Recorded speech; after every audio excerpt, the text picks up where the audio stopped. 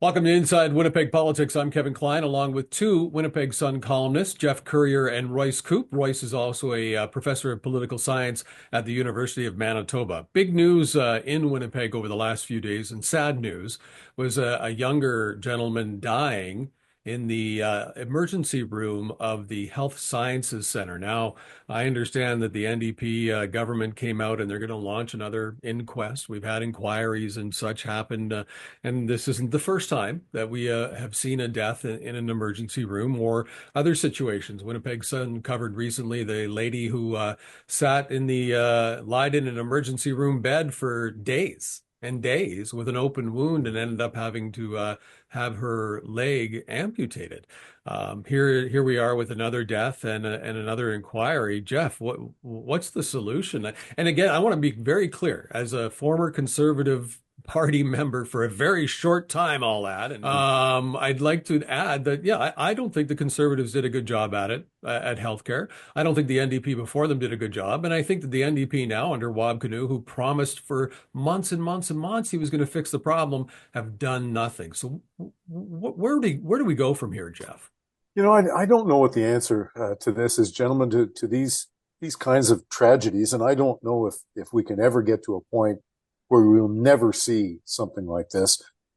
Many Winnipeggers and Manitobans will remember Brian Sinclair's story back in 2008, where he passed away in the waiting room. And the inquest into that situation declared that it was a problem of racism.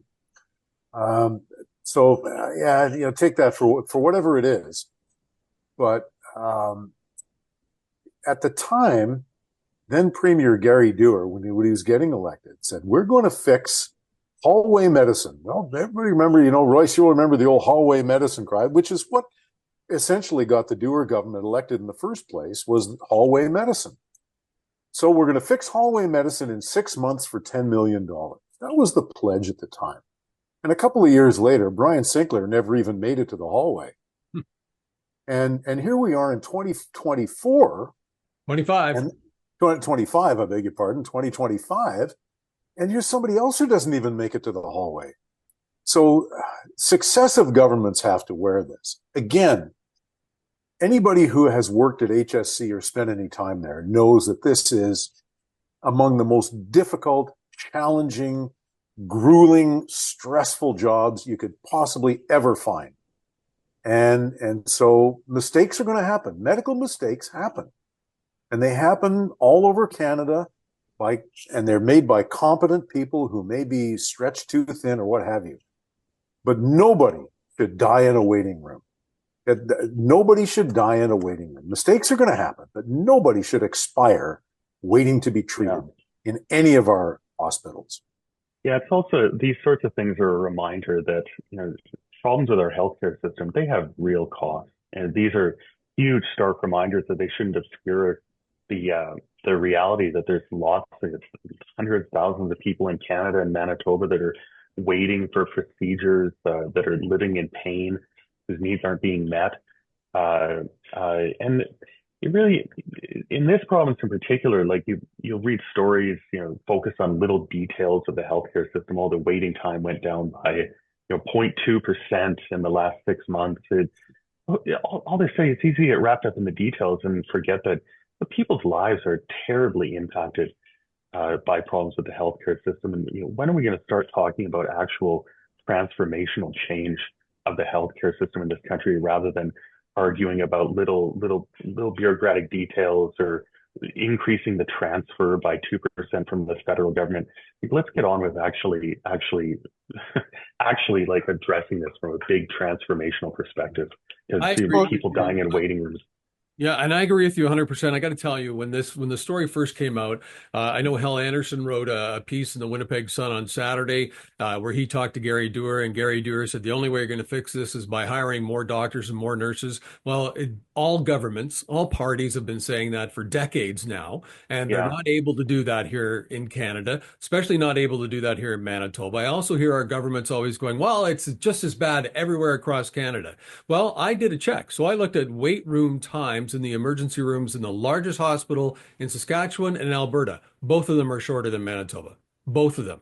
You can, in fact, drive from Winnipeg to Regina to their largest hospital and probably get seen in their emergency room faster than if Yeah. you would sit in the emergency room here at HSC. And I've had to sit there, and I agree with Geoff. The staff are incredible, and they have a big job to do, and mistakes do happen. And they are flooded with all kinds of problems in these emergency rooms, not just medical. Let's be And honest. let's remember that HSC turns close to 20,000 people a day through those doors. I mean, Wow. it is extraordinary, the Mhm. work that goes on there. And, I just, as a word of support for the system and the people who are in it, particularly the people who are in it, it's extraordinary the work that they do, given how stressful, how busy they are. Like I say, you're talking about tens of thousands of people every single day. And that's at HSC. And I know that's our largest facility, but all of our medical facilities are extremely busy. I mean, you don't walk into an empty waiting room anywhere, right? We know that. Yeah. It's like there are no empty waiting rooms. So, however, having said all that, we keep circling back to this, that there has to be a way to prevent tragedies like this one, or like Brian Sinclair, or any of the other serious incidents, serious medical incidents that happen. There have to be ways to at least reduce or minimize those, and we don't seem to be making much progress there. Yeah, this is what I say. I wrote an article that's going to be in the Winnipeg Sun about this situation, and talked about the wait times in Alberta and Saskatchewan. But I also talked about the fact that, somebody who's sat in government, I think it's important that politicians start to check their ego at the door. I don't want to hear a politician come out and say that they're going to fix healthcare in 6 months, or they're going to hire 1,000 staff, because you know what? You're not going to. You're not. Well, Kevin, who believes that? I know, Yeah. but they got elected. Nobody. You don't fix healthcare. You can No. maybe make it a little better, but nobody's going to fix healthcare, because fixing healthcare in some people's minds means all things to all people today. Hmm. It's not going to happen. Hmm. So Hmm. let's not be naive about this. I mean, but Royce made a good point earlier, I think, Kevin, where he said we're kind of nibbling around the edges of fixing healthcare, or making it better. We're not really jumping all in. And it's not just about more money. It's not always about more money, because we spend, as Canadians, we spend a very significant amount of money, and we spend more than some other developed nations on our healthcare and get lesser outcomes. Well, and Royce, maybe you can talk to this. I looked, and there's other countries around the globe that have universal health care that are doing it 10 times better than we are. Why aren't politicians checking their egos at the door, admitting that they're not experts in this field, and reaching out to the people that are successful and making the wholesale changes that you were talking about? Yeah, well, they should be. I mean, one of the problems is that healthcare eats up a massive proportion of the provincial money, and it grows every single year. If you're in a hospital, just look around you, look at the people, look at the equipment, and that's all super expensive. Like, healthcare is expensive. And so one of the problems we have in Canada is that the federal government has so much money, but it doesn't have the responsibilities that are really expensive these days. Healthcare is a provincial jurisdiction. So the federal government transfers some money to the provinces to help pay for healthcare, but it also spends money on lots of things it shouldn't be spending money on. And healthcare should be a priority. And we should be finding ways to transfer even more money, more tax points to the provinces, so they can actually put the money that's actually going to make a big difference, rather than these kind of small investments that fix some small problems but don't lead to real wholesale change.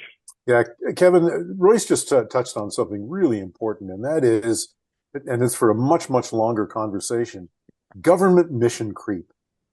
And I know it's something that you're aware of, having been in government, that governments get away from their core responsibilities because there are all kinds of other worthy things to be spending money on. And you saw this at City Hall, and you saw it at the provincial level, and of course it happens at the federal level as well. But we have to get down again, and maybe we can do a whole other podcast on this one. What are the core responsibilities of our government? And beyond that, when they're doing those things really well, then maybe we can think about branching out. But the government mission creep at every single level has gotten so far out of hand that we no longer perform the core responsibilities effectively, and healthcare is one of them. We need to do a Yeah. show on that, and we will do a show on that because I can tell you that if you asked a politician what the core responsibilities are, they can't answer you, or they will each have a different answer based on what they believe or what the groups that they belong to believe or whatever. And you're absolutely right. We have to get back to our core responsibilities of the government at every level. That's what's wrong with this country. That's why spending's out of control. And I would love, let's do a show on that.